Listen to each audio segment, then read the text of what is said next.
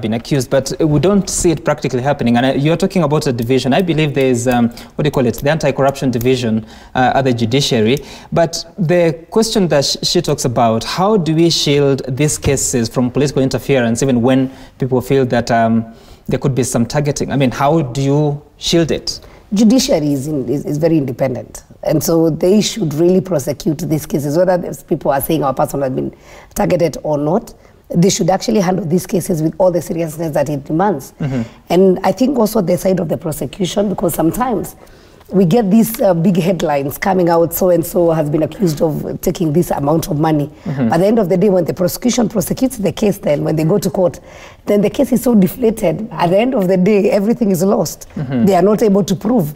So before we go to the headlines, and that's why I don't like the approach of the current, even the DCI or even the anti-corruption.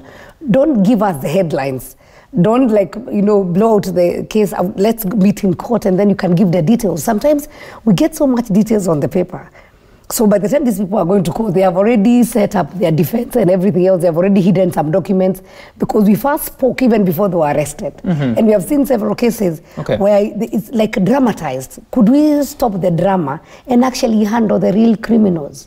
I think in the defense of DCI and Haji, they don't give the headlines. It's you guys who give those headlines. Where does that information come from? No, for example, we have journalists working there. If Rosa is being taken to court today, who is highlighting and really creating all that drama around it? The media. But we report on the facts. What about the No, the headlines of Rosa Buyu arrested, that doesn't come from the judiciary. That comes from the DCI. That actually comes from you. But you make it so if you're arrested, do you agree it's news? No, it is news, but what you do, you're the guys who create so much drama around it, around that arrest, you know? And then, like she says, within a short while, it all dies. People don't get to hear the meat of that case. And there are so many cases that have gone like that, you know? So the sensation is actually not created by the DCI, but created by you. And then the media also how does the media know? Yeah, then you don't sustain it. Rosa, before even they come for you, the media already knows that you're going to be arrested. Actually, we normally expect Rosa will be arrested within. Who gives out that information? No, giving information, remember, giving information is not what's sensational. You give information because that is part of your job. You need to inform the public, yes? But the person who's creating all that hype around it is not the DCI, it's you guys. And what exactly? Sabina, you are what exactly? Yeah, but who gives the information? Honorable Boy. Information is good. Information, you have to give information to the public. And I think also the publicity has not been entirely bad, because it has probably a few of the comments that you hear from people is that there is some hope inspired that you know, the DPP can work, you know, the DCI can work. So the publicity is not entirely really bad. And let's say that we have seen some movement, really. If you want to do some analysis of saying, is there any movement from where we were to, I think those institutions have really tried. And it's one of those institutions that you would want to look and say. Sometimes you have people sitting in offices and then they will give all manner of excuses that, no, we are not able to work. And then two individuals come and take the offices and they really, you know, make the movement.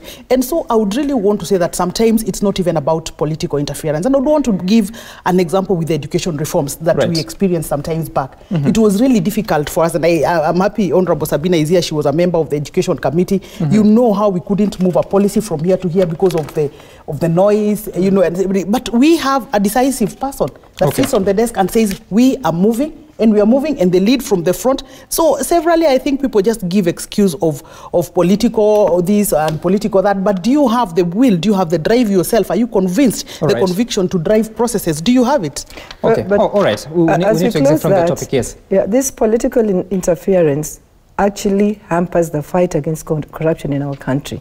You know, it creates too much tension amongst the citizenry, and that is not a conducive atmosphere to fight that corruption, you know, because even the two people who are charged with that responsibility, they are Kenyans and they live amongst Kenyans. So when there's this too much tension and that political hype, really, I'm sure to some degree, they also get affected in the work they're doing. Okay, all right. Of course, the conversation continues to be looking at the details and, of course, looking for a response from Senator Amos Wako, who 10 years ago there was a similar ban, but he said that he was not interested in visiting the US and was comfortable locally. So the conversation continues. You can text us your views on 2242 or tweet us at Citizen TV Kenya. At Samgituku, the hashtag to use is DAYBREAK. Back in a moment as we dive into the KCPE 2019 results.